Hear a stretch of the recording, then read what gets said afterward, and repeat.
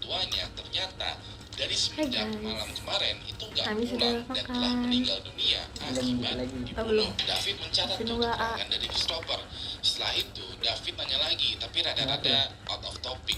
Kayak Christopher kan udah dewasa nih, udah 33 tahun nih ya. Kenapa kamu tuh masih tinggal sama kedua orang tua kamu? Christopher menjawab kalau dia terpaksa balik lagi ke rumah orang tuanya karena dia habis bercerai sama istrinya. Jadinya demi menstabilkan kembali kehidupannya, Christopher untuk sementara waktu tinggal bareng lagi bersama dengan Harvey dan Valerie. David pun manggut paham dengan penjelasannya Christopher, dan pas di sesi akhir interview dia nanya, kira-kira ada nggak nih orang yang tidak suka dengan Harvey dan Valerie? Christopher menjawab, well, selama ini gak ada tuh orang yang gak suka dengan keluarga kita. Christopher bercerita bahwa Harvey dan Valerie, orang tuanya, itu adalah orang yang cukup simpel aja, yang tiap hari itu kerja di Pizza Plus, menyediakan pizza, menyambut pelanggan, mengatur back office, dan ulangin lagi besok. Terus begitu aja. Bahkan ya pada saat remaja, pada saat Christopher masih bekerja di Pizza Plus, dia yakin banget kalau Harvey dan Valerie itu orangnya benar-benar sederhana, yang cita-citanya cuma pengen ngebuat pizza, menjalankan restoran untuk seumur hidup. Udah gitu aja, nggak neko-neko lah. Jadinya Christopher merasa heran banget kalau ada orang yang nggak suka dengan Harvey dan Valerie, sampai-sampai mereka berdua meninggal dibunuh. David paham tuh dengan ceritanya Christopher, dan dikarenakan nggak ada informasi lagi yang bisa digali nih ya udah dia mau pamitan. Tapi pas mau pamitan, Christopher menambahkan dia kayaknya keingetan sesuatu nih. Menurut Christopher, Harvey dan Valerie sering curcol atau sedikit ngegibahin satu orang yang ngebuat mood kerja mereka jadi rada nggak enak. Orang yang menjadi topik curcolnya ini adalah Brian. Christopher sebagai anaknya, dia mendengarkan dong curcolnya Valerie. Waktu itu Valerie bilang kalau Brian itu sering membuat dia kesel atau gemes karena sikap kerjanya rada ngeselin. Di sisi lain, Harvey kayak meredam emosinya Valerie. Dia kayak berpendapat, udah namanya juga remaja ya, mereka kan kalau kerja masih terlalu santai, kita didiklah pelan-pelan. Valerie dengan jawaban keibuannya itu bilang, ya nggak gitu sayang, dia itu laki-laki, justru karena dia masih muda, dia seharusnya kerjanya semangat dong. Christopher yang waktu itu ada di tengah nih ya, itu kayak mendengarkan aja lah curhatan dan juga perdebatan kedua orang tuanya tentang si Brian. Dari sinilah dirasa ini adalah poin yang cukup penting. David langsung mengerahkan investigasinya ke Brian.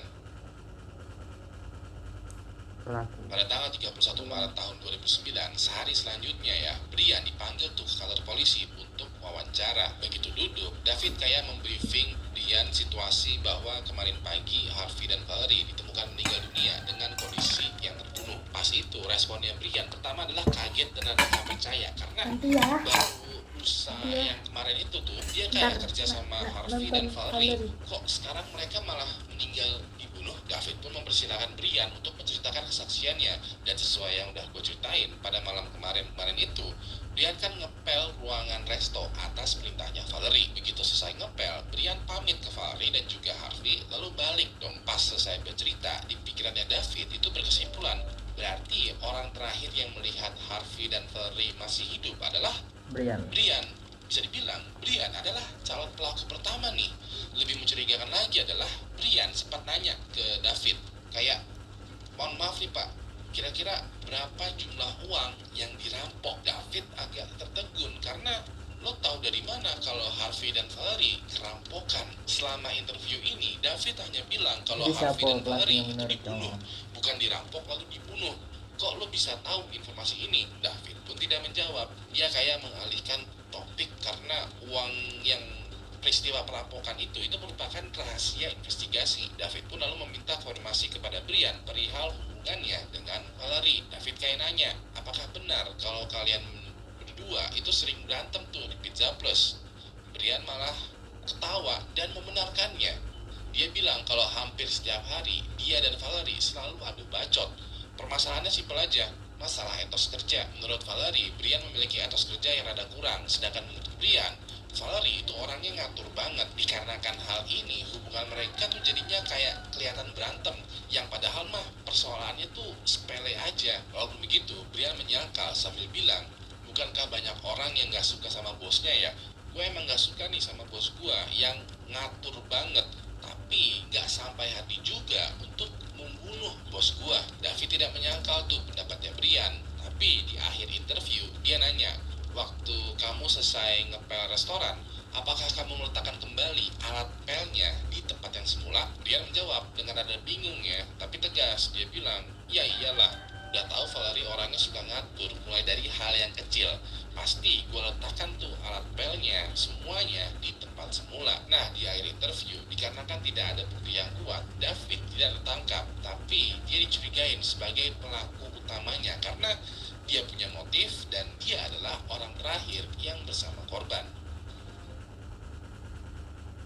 Setelah Brian selesai diinterogasi, David menemukan satu orang lagi nih yang kayaknya wajib dimintai keterangan. Jadi David mendapati info bahwa di depan persis Pizza Plus itu ada semacam tempat cuci mobil. Nah, tempat cuci mobil ini oleh warga lokal itu juga sering dikenal sebagai tempat jual beli narkoboy. Polisi bukan yang nggak tahu, bahkan tempat itu emang pernah disidak dan benar tuh terbukti sebagai salah satu tempat pengedaran narkoboy. Tapi narkoboy yang beredar cuma beberapa doang, kecil banget jumlahnya. Pas ini David curiga apa jangan-jangan Harvey atau Valerie itu memergoki transaksi narkoboy dan pada akhirnya menjadi korban. Untuk mengetahui jawabannya, David memanggil tuh pemilik tempat cuci mobil ini, seorang pria berwatak tinggi besar seperti preman yang gede banget yang bernama Homer. Pas Homer dimintai keterangan, dia bercerita bahwa pada malam itu dia melihat Mary sebagai orang pertama yang keluar.